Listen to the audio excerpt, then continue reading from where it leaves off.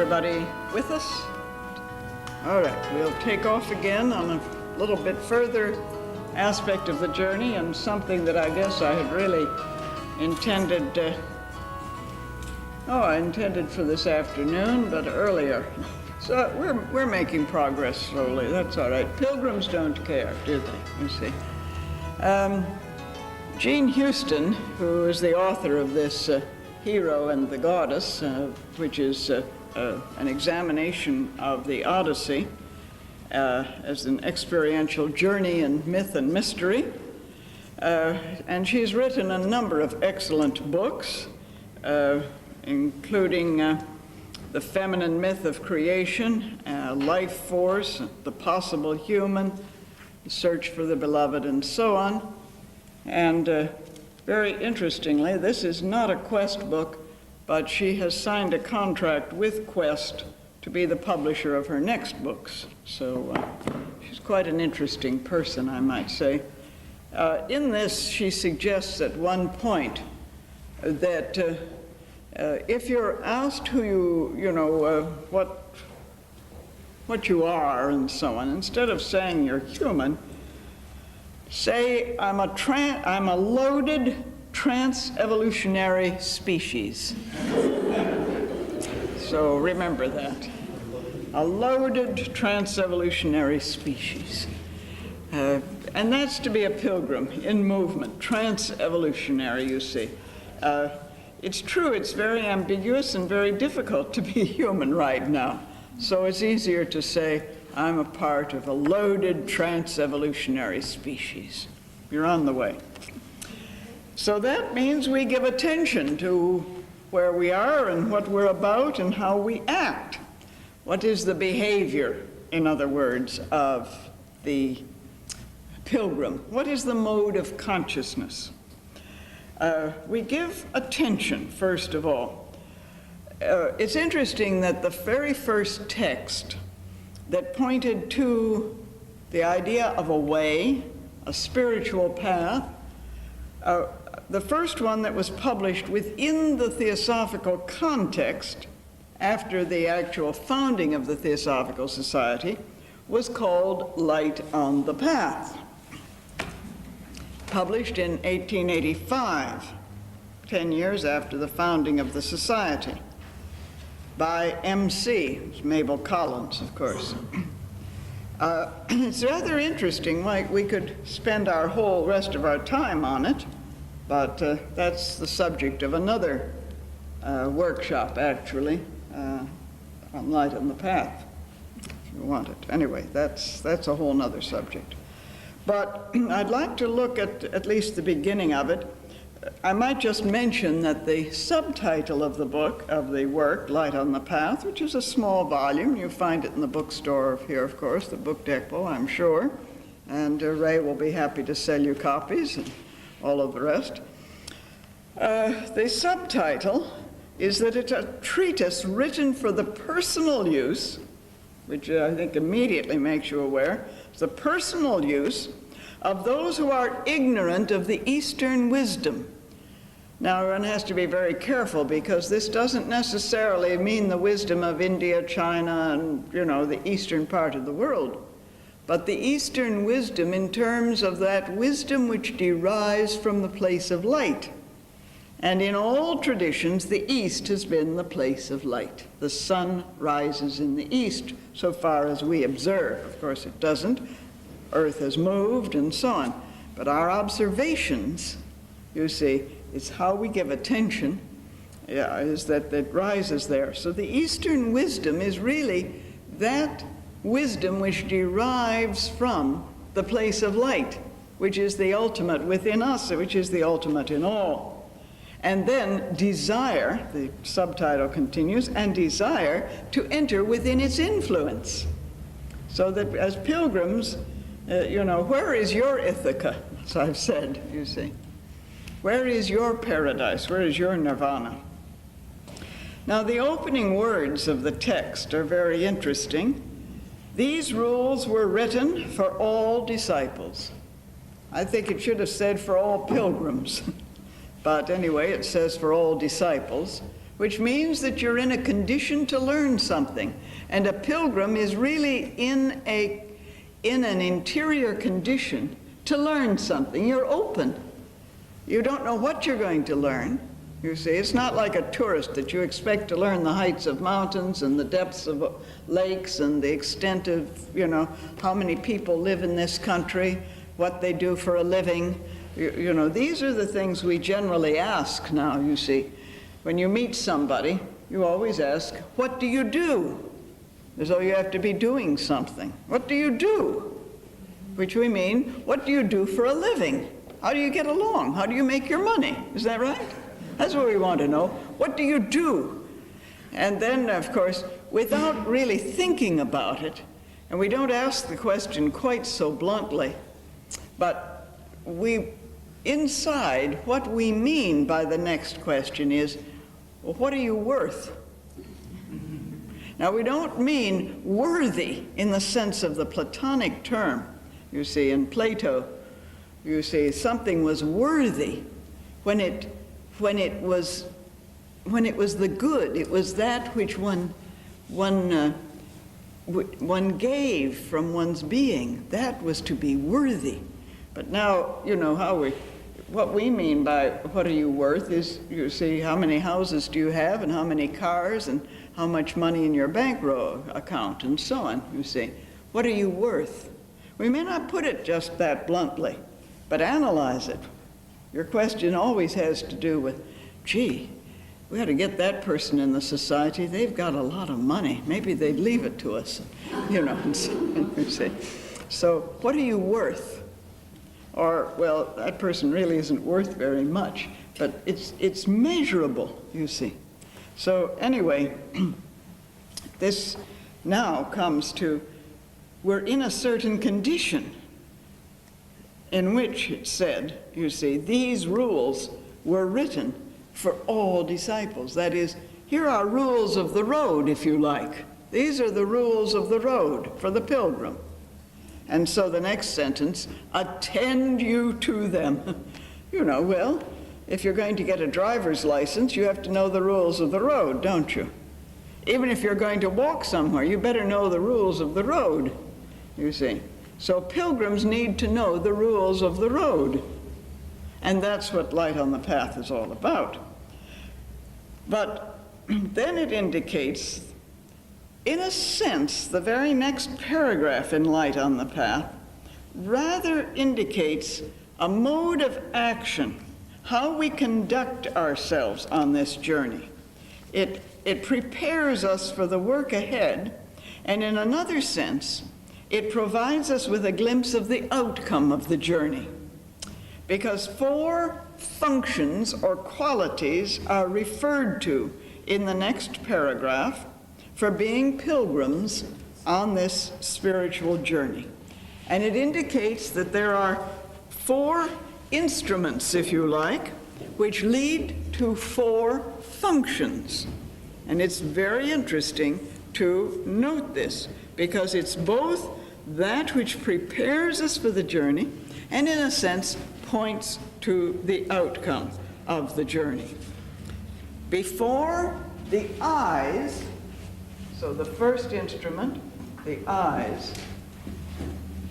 I think I ruined these with that other board, but maybe you can see it. Before the eyes can see, something must happen. They must be incapable of tears. And then the next is, before the ear can hear, it must have lost its sensitiveness. You have to look at that. Because we have 2 ears, like we have 2 eyes. But in the text, before the ear can hear, it, so it's not 1 ear, but we'll look at that in a moment. Before the voice can speak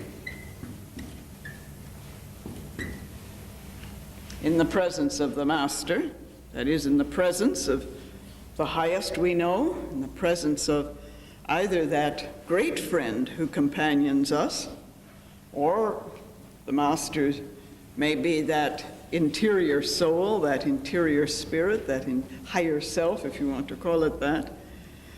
Before the voice can speak, in that presence, it must have lost the power to wound. And then, finally, before the feet can stand in the presence of the Masters again, before the soul, I'm sorry, but I'm going to leave it feet at the moment, the feet must be washed in the blood of the heart. So before the soul can stand, but the instrument is the feet in that sense, do you see? Then the feet must be washed in the blood of the heart in order to be able to stand. Now it's very interesting. We have here, in essence, the ways in which consciousness orients itself to the world in terms of the journey. These are the four modes by which consciousness orientates itself to the world. They're the four functions which Carl Jung defined, mind you, in a great deal of detail. The rational functions of thinking and feeling, and what he called the non-rational functions of intuition and sensation. So I'd like to examine these from the point of view of developing a total consciousness, total way of working. If we can examine them from the point of view of developing a fully integrated consciousness. Jung suggested, you see, that consciousness orientates itself to the world, to its surroundings, by means of what he called the rational functions of thinking and feeling. These are the reflective functions, if you like, and the non-rational functions of intuition and sensation. And we are seeing these same functions here. We will be looking at that very closely, because these are, you know, we may be the thinking intuitive type. We may be the feeling intuitive type. We may be the feeling sensation type, or the thinking sensation type. And so, I don't really see how feeling as a rational. Feeling, in this sense, it is. Now, let's be very careful, because it really is a rational function. We'll look at that very closely, you see. Now, to be able to see, we'll start with that. To be able to see, the eye has always been the symbol of mental perception, discernment. And in the plural form, it refers, you remember the eyes, in the plural form, to the two aspects of the mind. Psychologically, these two aspects, the two eyes, are symbols of what we can call the ego-self axis, the individuality-personality polarity, centers of personal and transpersonal consciousness, which must be brought into harmony. Here is the thinking function, then. You see, the eyes, symbolically. The eyes, the thinking function. I think that's very clear, very easy. But, it said, before the eyes can see, they must be incapable of tears. That is to say, does that mean that the mind is to be cold, indifferent? Or does it mean that the thinking function must not ever be so obscured or clouded by personal concern that it distorts true discernment? We have to remove, in other words, all obscuring elements, whether these are emotional reactions, memories, prejudices, and so on. True seeing, we have to become incapable of tears, which does not mean to be without sympathy or compassion, but inwardly immovable. In the Bhagavad Gita, for example, he who is harmonized by yoga, the self-purified, self-ruled, the senses subdued, whose self is the self of all beings, although acting, he is not affected. This is the tranquil mind. In one of the wonderful letters that I've referred to in the correspondence between two of the wise men of this whole philosophy, two of the great adepts, and Mr. Sinnett, one of them wrote that it is upon the serene and placid surface of the unruffled mind that the visions gathered in the invisible find a visible representation. I think I'm quoting it correctly. I don't have it before me. It is on the serene and placid surface of the unruffled mind that the visions gathered in the invisible find their reflection in the visible realm, you see. So when we give attention, when we're focused, we act without rashness or hesitation. Or as the Gita puts it, when as a tortoise draws in on all sides its limbs, he withdraws his senses from the objects of sense, then is his understanding well poised. So this is to be in a condition of true perception. Then the thinking function acts appropriately. And when the thinking function acts appropriately, the inner voice can be heard. So the next step is given as, before the ear can hear, it must have lost its sensitiveness. Now, this is singular, the ear, which is intuition. As I say, we all have two ears, but here it's a single hearing, focused in a single hearing, not the duality of the eyes, which must be brought together, you see. You see, we see the eyes become focused, which gives depth. If you're without an eye, you may not have depth perception, but they're focused, aren't they, you see? There's a wonderful old sea shanty, you see, about the cook who, with one eye on the stove and one eye on, and one eye on the, one eye on the pot and the other up the chimney, wasn't it? Something like that, yes, you see. The eyes going in two different directions. And symbolically, sometimes our eyes go in two different directions, don't they, you see? We try to. You know, there's one of the wonderful things I could have used is the famous series that are known as the ox herding pictures in China. Sometimes it's a bull, but usually it's called the ox herding pictures. And the first is when he has lost the ox.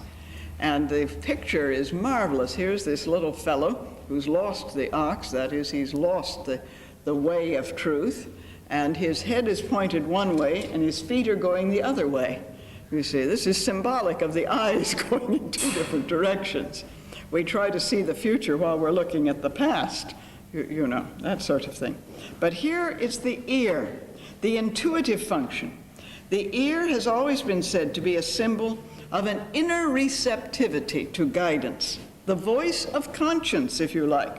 And hearing is symbolic of the intuitive perception when one gives attention inwardly. If one is to listen, really listen, and hear the voice of the inner self on this journey, there can be no disturbances, no distractions. The mind must be utterly quiet. This is a loss of sensitiveness, which is not a loss of sensitivity. So notice, as I say, we don't have the plural form.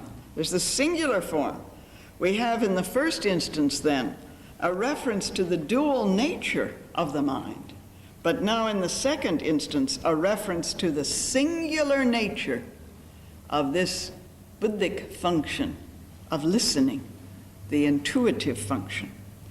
These first two sentences then deal with the clearing of what I can only call an internal state of consciousness, the clearing of the field. Then we can move outward, and we can give attention to the external stance that we are to have. So that you can note, for example, that only in the final two sentences is there the phrase, "in the presence of the masters." To speak and to stand in that presence means you're in the world and perceive everything as representative of and symbolic of the inner wisdom, the reality that underlies the existence. But to speak and to stand are outer expressions of an inner attitude. They reflect what we are within. You remember Emerson's phrase, "What you are speaks so loudly, I cannot hear the words you say." It's a wonderful statement, you see. Now, these two modes of being give us what are called the feeling-sensation axis of our nature. Actually, you said, why are thinking and feeling called the reflective functions? Because feeling is not emotion. Feeling is that sensitiveness of the whole nature, which then begins to color thinking. This is often called the reflective area of our nature. And you cannot separate thinking and feeling. This is why, as many of you know, I say that we flink. You may have heard my word. Actually, we perflink, because it's the whole thing together. We perflink. This is my own word. You may have it if you like. We perceive and feel and think almost simultaneously. There is no thinking that is not tinged with value judgment. Feeling, from the point of view of the Jungian philosophy, was giving a value. What is worthy? Giving a value to whatever thought arises. We give it a value. So it's not feeling either in the sense of sensation or of emotion. It's the value, that which is worthy, do you see? And so it is all the time. It's evaluating. Yes, so it is all the time operating on our thinking and our thinking on our feeling. So we perflink. We perceive, feel, and think nearly simultaneously. We're perflinking individuals. If you don't like loaded trans-evolutionary species, just say, well, we're perflinking beings. And this separates us from all the rest of the hierarchies of nature. We perflink, you see. So in this now we have the feeling and sensation, which are internal modes. Speech, you see, is the creative function. And so it reenacts the creative process at every moment. Logos, in the beginning was the Word. But what does the Word do? In the Greek, which is translated in the Gospel of John, the most Gnostic of the Gospels that somehow got into the Bible, and I think it's because that set of bishops that decided what would go into what we call the Bible, which is really a cut and paste job, isn't it? It was bishops decided, well, cut out that and paste in this, you see. I call it a cut and paste job, not irreverently, but that's what it is. And we've discovered a lot of the lost books of the Bible, haven't we, you see?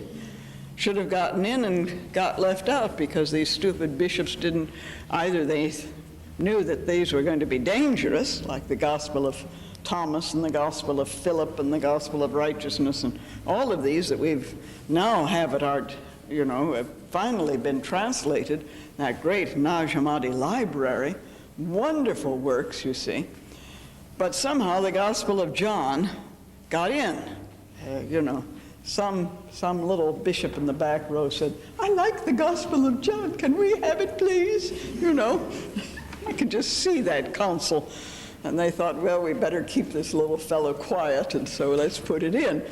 Nobody will know what it really means anyhow, you see. And that's true. People have struggled with the Gospel of John ever since. Isn't that right? In the beginning was the Word. Is that what it says? No, it doesn't say that. It says, for the sake of a beginning, for the sake of a newness, Logos was present. Logos is order, the ordering principle. That's what Logos is, often translated as the Word. But what does the Word do? A word brings into order all ideas, gives order to them, you see. Even when it is a spoken word, the word itself, you see, well, you can look at it from the point of view of vowels and consonants. You see, in the beginning was if you're like in the beginning, we might as well have a beginning, why not? Was the chaos, the great gap, the yawning, which is what chaos really means, is to yawn. It was a yawning gulf, you see. If you yawn, that's chaos. Not disorder, but pre-order, in which arises then order by articulation. If you just have there is no meaning, but it's articulation through the instruments of articulation. You see the vocal cords and the tongue, the lips, the dentals, the nasal cavity, all of that gives articulation, which gives order, doesn't it, you see? So, and God said, "Let there be light," because the very saying, the very expression brought about a new condition. Not that light, you see, light limited chaos. Light limited what could be seen. Darkness is unlimited. Light begins to limit it, doesn't it? So you have a cosmos. And what is cosmos? Cosmos is an appearance, an illusion, Maya. It's the same word we have in cosmetic. Did you know that? It's the very same basis. And what do cosmetics do? We think they give us a nice appearance, on lipstick and so on. You see, and I'm ready for the day. Is that right? You see? Brush my hair. This is all cosmetic, you see. What was your mask? It was cosmetic. Gave you an appearance, you see. So Maya is not so much illusion as that which produces an appearance. And that's what cosmos is. The cosmos is an appearance, which is only an approximation of the ultimately real. And so it is by speaking that we bring this forth, you see. And so speech is this creative function, and it reenacts the creative moment, creative process at every moment. But it must be without the power to wound. So this is the speaking. This is the ordering, which gives value, gives meaning. So it's the voice. I guess I shouldn't put speaking there. I'm sorry. Where's my eraser? It's the voice.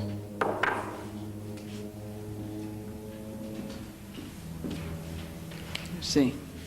And so now it's that creative function, which feeling genuinely is creative, which moves the mind. If you want to, come among us. Are you more comfortable calling it come among us? Some people are. Yeah, I don't care what you call it. Thinking, feeling, or come among us. You know, call it what you like. Some people like the Sanskrit, and other people say, why do we have to have any Sanskrit? You know, well, it's interesting. I won't get into that debate. So it must be without the power to wound, however. The voice must be without the power to wound. That is to say that the emotions must be cleaned up. Karma must not be destroyed, but it sort of must be cleaned up of all impurities. Psychic energy is not to be dammed up, but to be used. Speech must become a blessing, not a curse. The power of the word must be used for creative purposes. So it is creative, it's also destructive, isn't it? You see. But we have to learn to use it. It must have lost the power to wound, because it must be cleansed. So the word, how do we speak as pilgrims? How do we tell our stories to each other around the fires at night, you know? That's when you tell good stories, isn't it? Around the fire, the campfire at night. You know, that's when you have wonderful stories, isn't that right? Didn't you, any of you in your youth have bonfires or campfires and tell stories and so on, you see? And how do we tell our stories around? This is, of course, the ancient myths. They were told, they were recited. You didn't read them in books, you heard them, you see. And they were told with a fascination, you know, the ancient storytellers. And then to stand is, here are the feet. To stand in the presence of the masters. The feet must be washed in the blood of the heart. To stand is symbolic then of the sensation function, the immediate apperception of the circumstances of existence. The feet represent physical existence. So only when the personality is brought into a proper condition, which often means, of course, having the feet washed in the blood of the heart, can the senses, as the instruments of sensation, give us correct information. So the feet are also representative of understanding. To really be able to stand means to be firm in the world, to be planted in the world, to walk the world. How do we walk the world? With that great understanding that which comes from, of course, in a sense, being washed in the blood of the heart. Suffering, that is to bear under, which is the meaning of suffer, to bear under all that it means to be human. All that it means to you see, to be a God, one has to be human. To really be a true God, one has to be a human. And so we become the saviors of God. So our mode of conduct in the world, our behavior as pilgrims, involves this fourfold functioning of consciousness. No one aspect of our nature can be neglected. And the symbols that are used remind us that it is here and now, in physical incarnation, that our ultimate achievement is to take place. We begin our journey. And so that little paragraph, as I say, suggests both the necessity of the work that is before us as pilgrims and, in a sense, a glimpse of the outcome of the totality of our being. And so I've put it in Jungian terms because I think it fits so very beautifully and helps us to see that we have to orientate consciousness in all these dimensions and directions. So we can begin to perhaps reprogram some of our attitudes, but there isn't really time to suggest that. I might start tomorrow with that, we will see. There are other ways, of course, in which one can begin to look at the mode of conduct.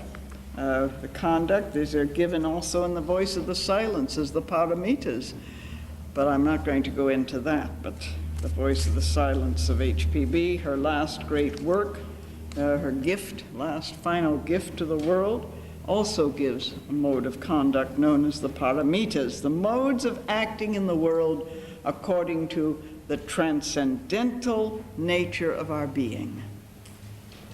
The paramitas. We won't go into those. However, I want to take this final time and I'm going to ask Hugh to come up and find out if there are questions or comments or what you think about so far. And I'll ask Hugh to sort of govern that. This is so that everybody puts their hands up, at the same time. I'll be able to pick whose turn it is. Yes. All right, it's your chance to say something.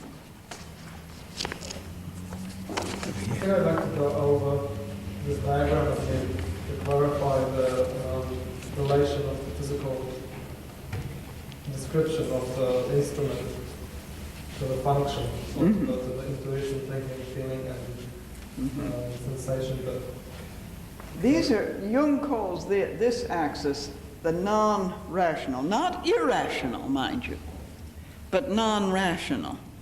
That is, they arise spontaneously.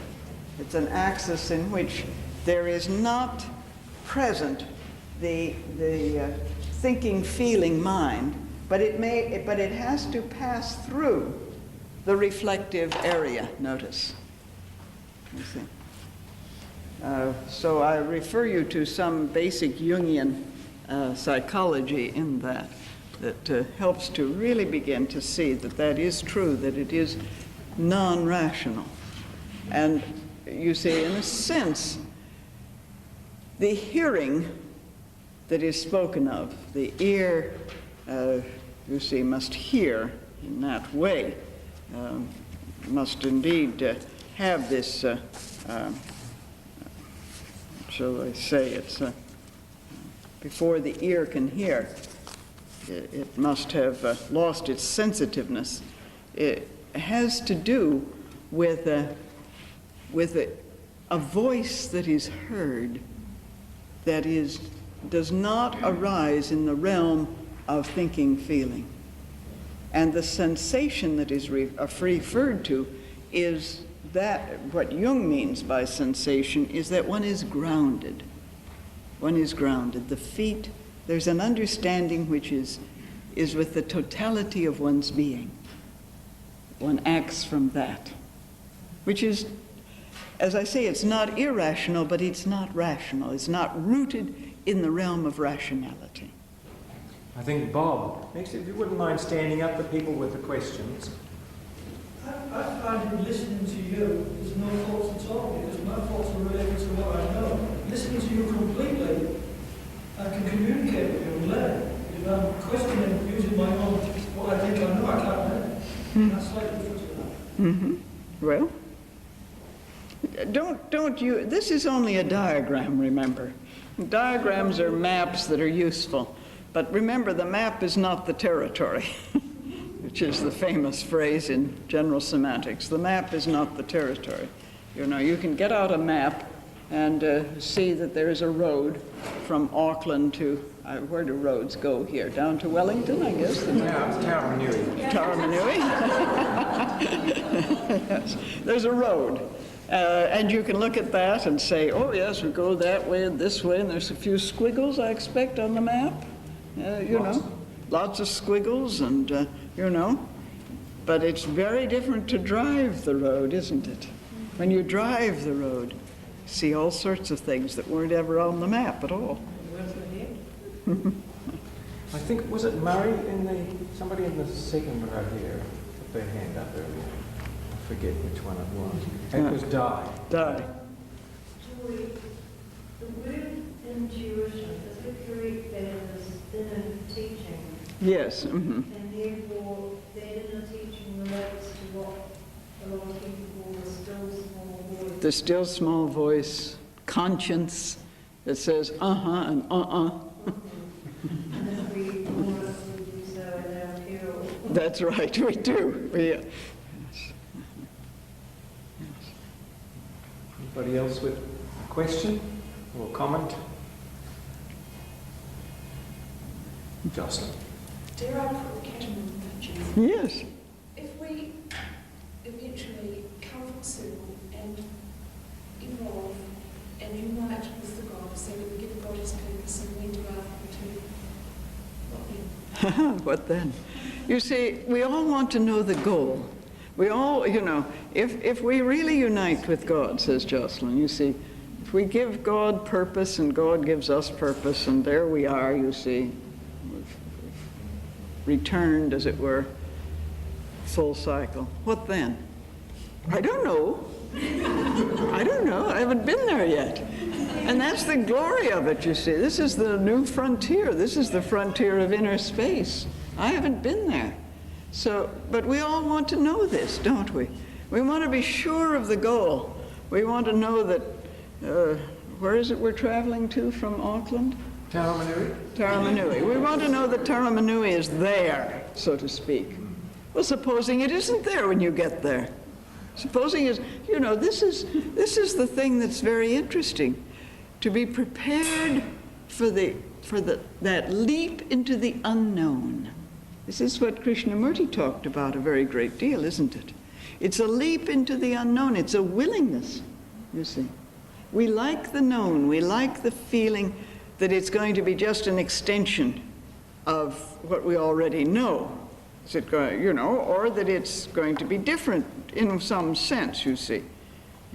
Is it, is Sydney going to be different than Auckland? Let's put it that way, you see. Or is it going to be the same, just another city? Or is it going to be somewhat different?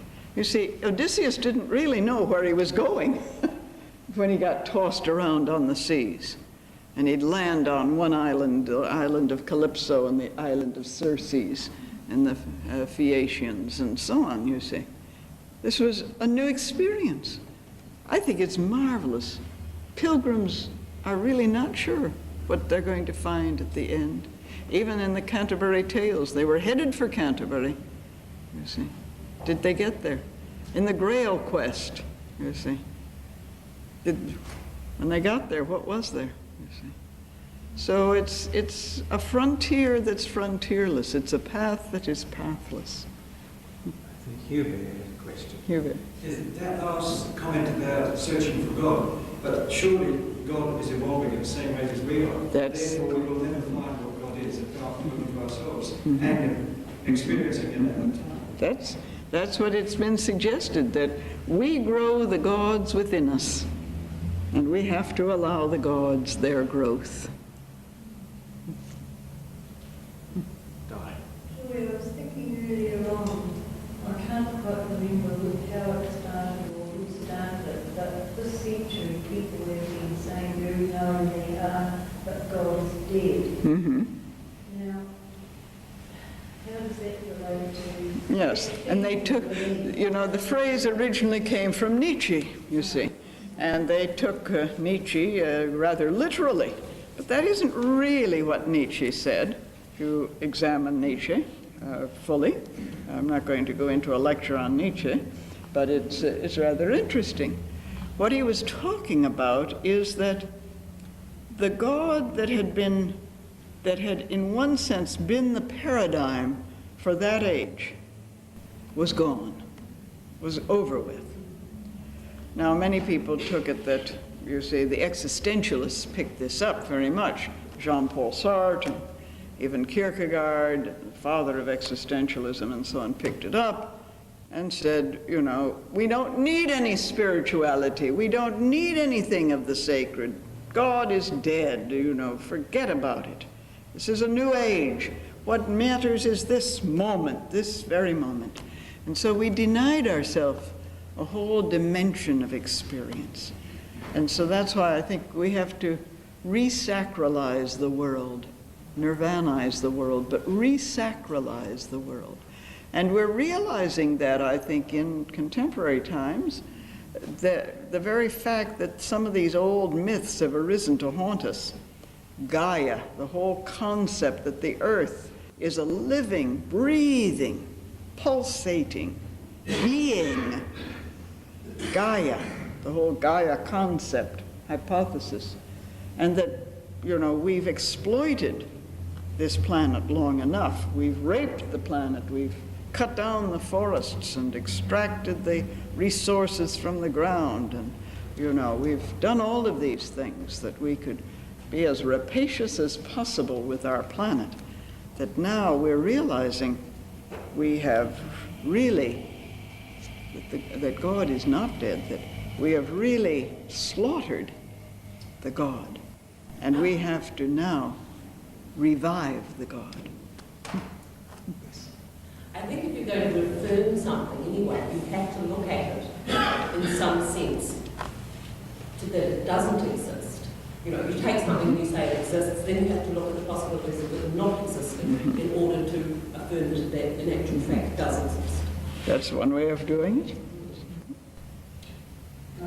Just one thing. Were you trying to tell us earlier that in the Greek language the word is synonymous with order? Logos is synonymous with order. We translate logos as word, but actually it had to do with that calling into being of an ordered universe. So you're indicating that there was sort of half mistranslation. Not fully, but it's been translated as word, which is all right. But underneath that is this deeper meaning, that it's order. And it's interesting that science today, you know, is acknowledging, many physicists are acknowledging that we live in an ordered universe. And it's meaningful, and therefore can be understood. That it's a rational universe. Therefore, it can be understood. If the universe were not rational, it couldn't be understood. But it is rational. It is ordered and orderly, so it can be understood. Therefore, the laws which govern it operate everywhere equally, not in some places and not in others, which would be an irrational universe. Just on that comment, Stephen Hawking has suggested that there is a chaotic state there. That although it's rational within the limits, but in the macrocosm and the microcosm, it is totally chaotic. But what does he mean? The whole science of fractals shows that even within chaos, there is order. Yes, there is pattern. Yes, there is pattern, you see. And the whole science of fractals has come about through the computer, which is marvelous. I really don't understand it because I'm no mathematician. I can't even well, I do keep my bank balance, but barely. But beyond that, mathematics stumps me. But here is a whole science, the science of chaos, that within it, which has been discovered through the computer, through fractals, that there is a pattern. Yes, even in what appears to be chaotic. Could one say then that to bring order into chaos really perhaps means more light into darkness than order? Like That's right. To scramble. That's right. Really yes. Light into, you see. And it's not that light reveals so much, but it limits us to so much less. Charles?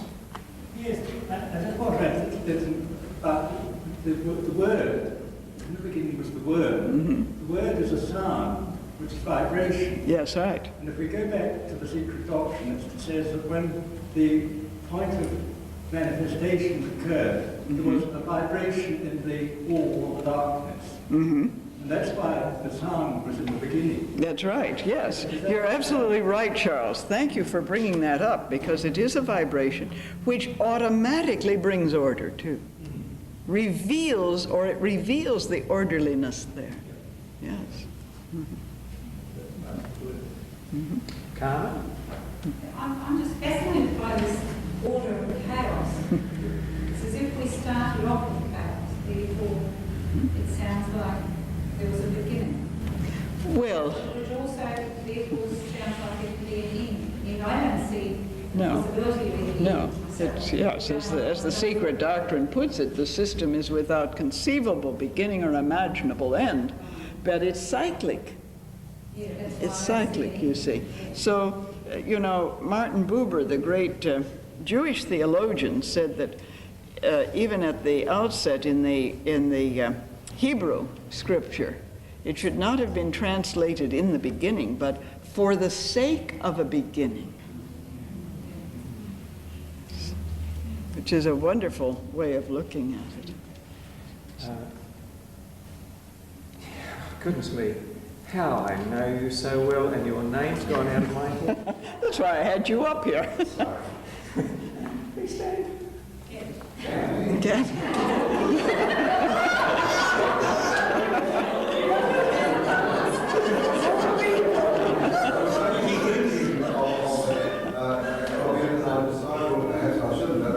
It was really just that from the unmanifest, we get pairs of opposites. Because it seems to me, the more I've been looking at this question, that everything in manifestation is a matter of pairs of opposites. Is it a pair? Everything we deal with in the personal sense and the transpersonal sense in a special way is pairs of opposites. And we have order and chaos. And from the unmanifest, we can only have manifestation if we have what to us appears chaos and appears orderliness or intelligence or vibration. And Jinrajadasa, in speaking about the meaning of Logos, which he speaks of, I think, in First Principles of Theosophy, he brings in the element of intelligence as being part of the true meaning Oh, yes. of Logos. Yes. So you have an intelligent, ordering principle at the same time as you have what to us, for the sake of a word, is chaos. Otherwise, nothing could be manifest. That's Yes. why. That's very true, and it's, you see, this moving to this idea that some scientists, Paul Davies and some others, are beginning to, well, certainly Dr. David Bohm did very much, moving to this idea that consciousness is present. Dr. Brian Swim, who is a cosmologist in the United States, and there's a wonderful series of videos that he did on the story of creation, absolutely marvelous work, suggests that within that moment prior to the Big Bang, if consciousness had not been present in seed, in essence, it could never have manifested at any stage afterwards, because nothing was added to. And that's a marvelous idea. And of course, theosophically, intelligence came first. We would accept that. In any distances, life is consciousness. That's right. But I am no longer content with the words, the pairs of opposites, because there is a polarization that occurs. We perceive these as opposites, but it's a polarization in which there are marks on this continuum. Perhaps the easiest example is cold the opposite of hot? Or is it on a continuum of temperature in which cold and hot are varying degrees? So there's a continuum of vibration, to come back to what Charles said. It's a continuum of vibration in which there is the rhythmic ups and downs, if you like, the cycles. But it's polarities that we see.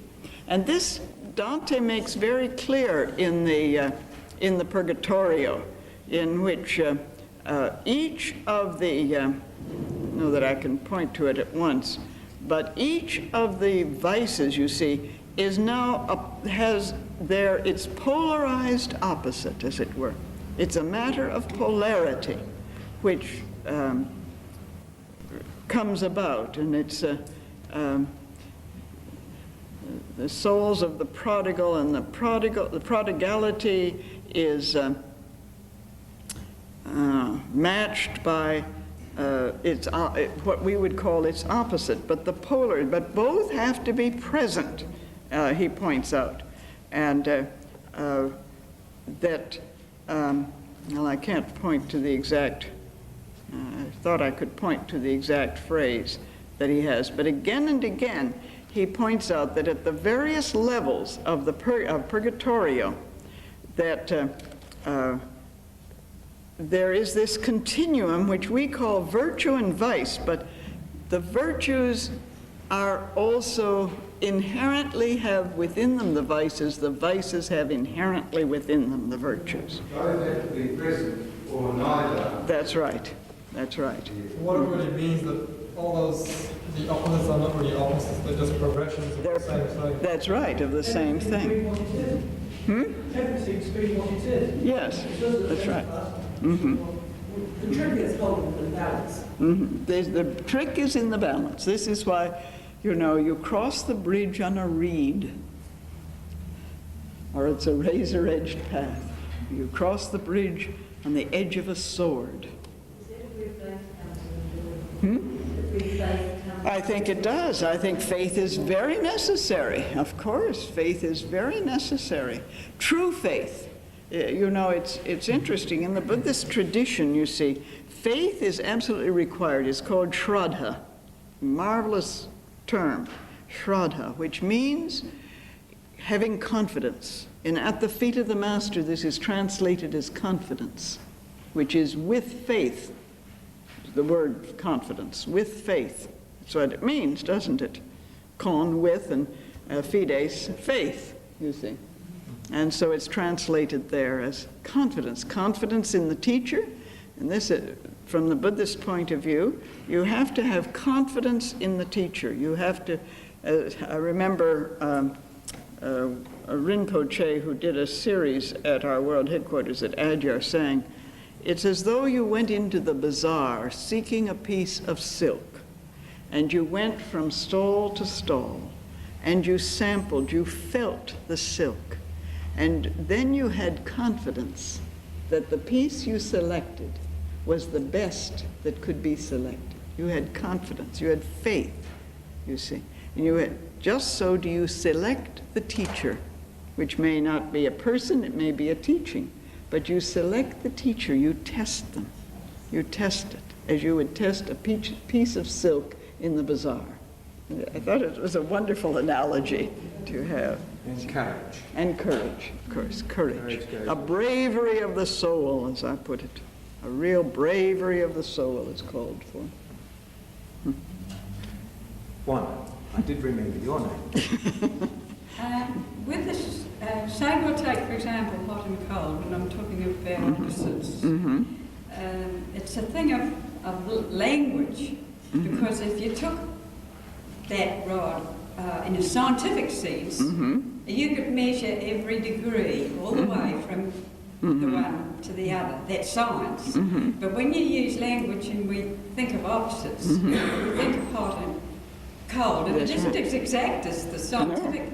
It isn't. Denomination. But even the science is inexact. Well, I suppose. But the hot and the cold, you see, it's only relative. It's yes. What is hot for you may not be hot for me. I may be freezing, and you're saying, "Isn't it warm in here?" You see, so you see, but it's on this continuum, as I say, of temperature. So it's very true. It is because we live, the manifested system is a system with a flaw in it. This is, of course, the Gnostic idea, and I think if one examines it, it's there in the Secret Doctrine. It has a flaw. It is not exact. It's in a proportion there. This is what, of course, the great teacher Pythagoras pointed out. There is a proportion, a right relationship, which is a proportion. Yes.